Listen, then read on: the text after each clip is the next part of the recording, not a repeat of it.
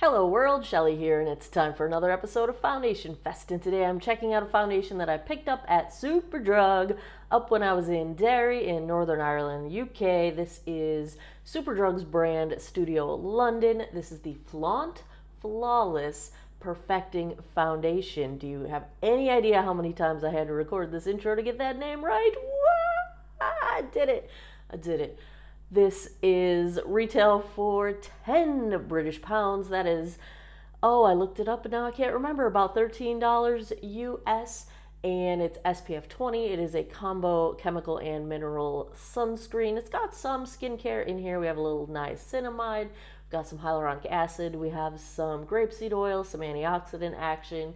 It is said to be a 12-hour wear full coverage foundation. Comes in 20 different shades. I've got it in shade 15. The higher the number, the lighter the shade, approximately. They're not all quite in order, but that's to say that there are quite a few shades lighter than this one. I probably went a little bit too dark. I don't know why I've been so bad at picking my shades up here over the pond, but you'll be seeing this by the time I get back home. Let's take a look at shade 15, swatched against a few of the regulars that I brought with me. Swatch time. First up is today's foundation from Studio London, the Flaunt Flawless Perfecting Foundation in shade 15. Second, I've got from Tower 28, the Sunny Days Tinted Sunscreen in 15 Melrose. And last, I've got from Guerlain, the Terracotta La Tint in shade 2C. I've already cleansed, moisturized, and sunscreened this 48-year-old face. I did prime with my handmade bakuchiol cream, which by the time you see this, I think will be restocked on quirkycreators.com or qcsoap.com. That is my handmade shop website. I'm going to go in on one side with a damp sponge. Other side, I've got my e.l.f. Ultimate Blending Brush. We'll see if there's a preference one way or the other. I hope this is a little bit less echoey than the others that I've filmed here, because looky, I got a mic. We'll see. You know, getting fancy here on the road, right? All right, let's check consistency. There we go. Yeah, this one's gonna be too dark. What are we doing, Shelly? I don't know what, maybe the lighting is different inside European and UK drugstores. I don't know. But I haven't done a great job at picking my shade over here, and I've been very much exclusively on the too dark side of the fence. And it's funny because I would normally say this is probably my summer shade, but when I spend the summer in Ireland, I don't really get much sun. So, and I try not to get sun anyway. I wear sunscreen every day, but I'm not as good at wearing it on my arms as I am on my face. So I do tend to get a shade or so darker on my arms, but not so much when I'm here. So I don't know what I'm thinking. I don't know why I keep buying shades that are too dark for me. Let's get the trusty old mirror here. Ooh, well, this is a dewy finish, yo. Yes, I would say pretty light coverage. We do have some redness correction going on, which is good for me anyway. But I would call this pretty light coverage with one pass and the sponge. Now, a lot of the things that say full coverage are not what I would call full coverage, so I tend to take that description with not just a grain of salt, like a pinch or a throw over your shoulder of salt, because to me, full coverage is like, I don't see any of my natural skin coming through. I like me a good medium coverage, and there are days when I want a full coverage. It is true. This one's a little more on the yellow undertone side of the fence than I prefer, but like I said, I've been doing a terrible job of picking shades here, which is funny because the drugstores, Boots and Superdrug, they all have testers. So I tried them all. I swatched them. I'm just, like I said, I don't know. Is it the lighting? Is it just straight up user error? Have I suddenly forgotten what foundation looks like? Have I forgotten how to swatch foundation? I don't know. Maybe I have. Maybe so. Oh, I hope I'm not hitting the microphone wire with my brush, because I'm getting a little aggressive with the brush here. Yeah, there's a little bit more coverage. Wow, this little gray hair is just hanging out right here. Hey, buddy. Yeah, a little bit more coverage with the brush than the sponge, I would say. I'm going to try. I used up all the product that was on the back of my hand. So I'm going to try to even it out just... Oh, that's more than I wanted. Going to try and even it out just a smidge. And let's try and get some sort of medium coverage going on. Medium's fine, you know, I don't need full. Medium's fine. There's another. I'm telling you, I've gained so many gray hairs on this trip. Someday I'll tell you all the stories. But not today. I'm not telling stories till I'm out of here. We have had quite the trip this year. This is such a strange shade to me because it looks yellowish and darker, but as I blend it out, it does sort of melt into something that looks like it might work for me. So I don't know. Maybe this won't be too far off of a shade. I got it all caught in my eyebrows because I'm bad at this. Trying to also use it as concealer a little bit just because I'm into skipping the concealer step if possible. Just trying to make it even because I can tell the shade is not quite the right undertone for me, so I have to make sure that it's blended all the way out because any place where it's just a little heavier, it looks yellow.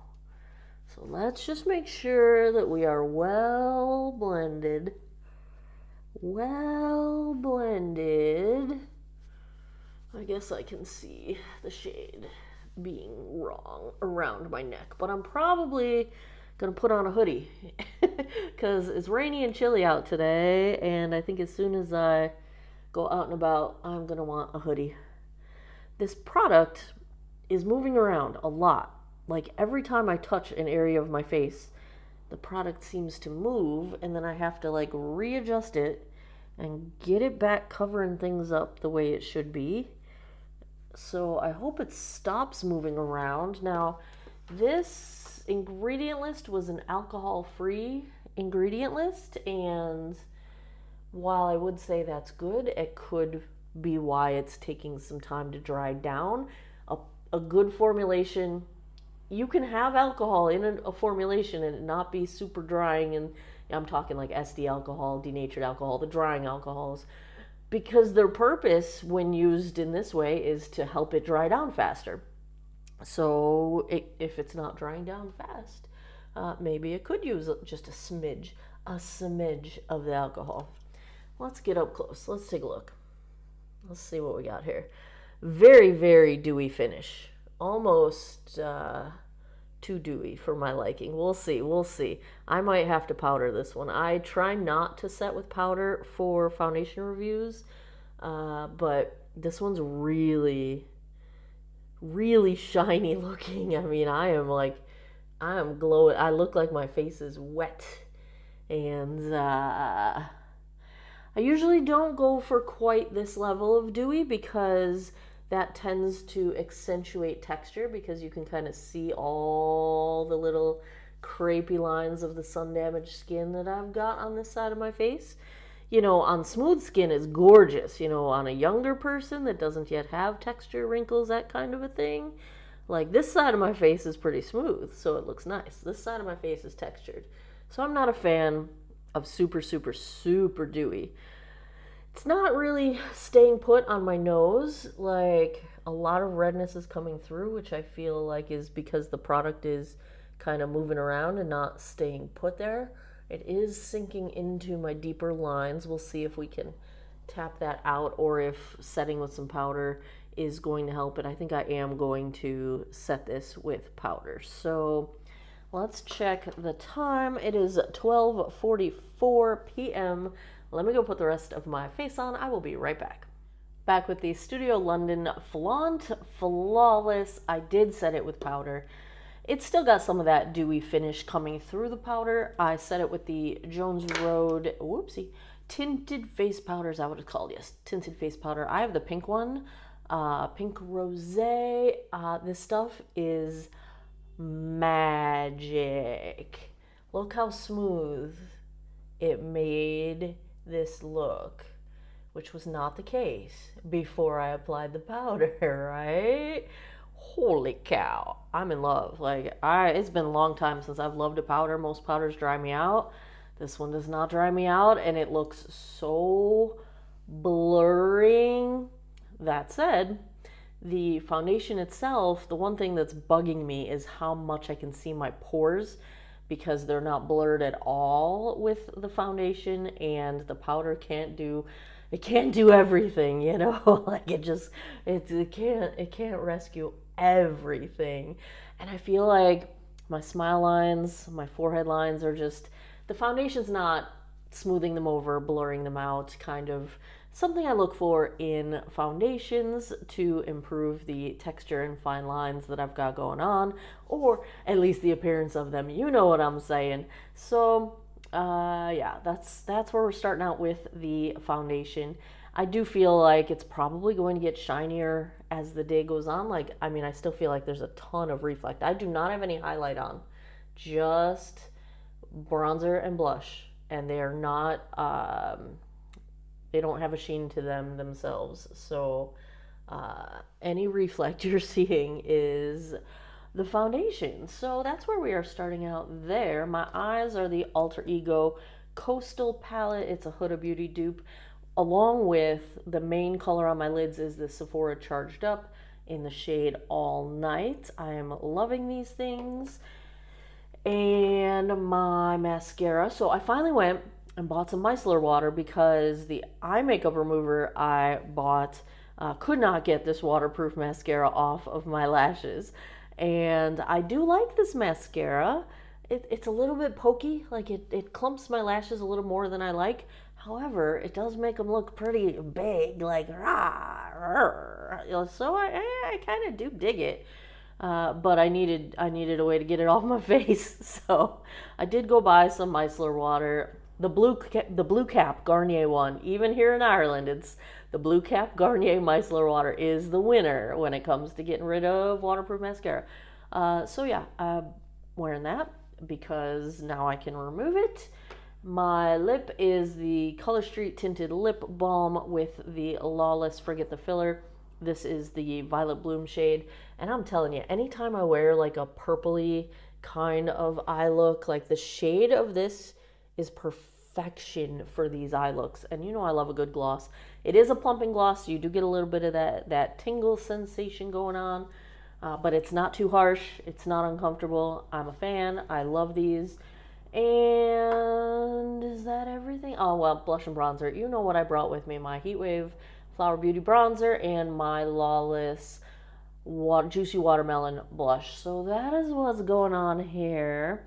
I have the Arches and Halos brow pencil. Forgot to put my Lawless brow wax in, and then Anastasia brow freeze. So I'm gonna go get some food. Think I'm gonna go hit Burger Story and get my, like, Burger Story is my equivalent of Jimmy John's when I'm here in Ireland. It's like my default, don't want to think about it. What's that? That's just my default lunch. It's my default main meal. It's a halloumi sandwich. It's a halloumi burger that I get at Burger Story with garlic cheese fries. Oh, it's so good. It's so good. Halloumi in the States, maybe I just have not found the right one, but it's just not anything near as good as, or as widely available as it is here in Ireland.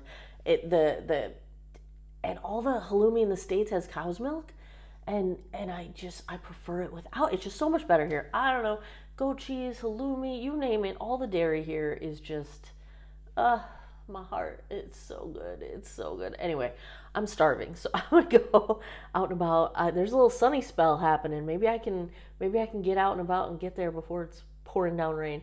Another reason why I felt it was probably a wise move to go with the waterproof mascara, because I just have an intuition that I'm gonna get caught in the rain today. That's just what I feel. I feel it's gonna happen. So let me go do that. I'm gonna get some food. I will be back with a daylight check-in. Then I'll come back tonight, give you guys my final thoughts.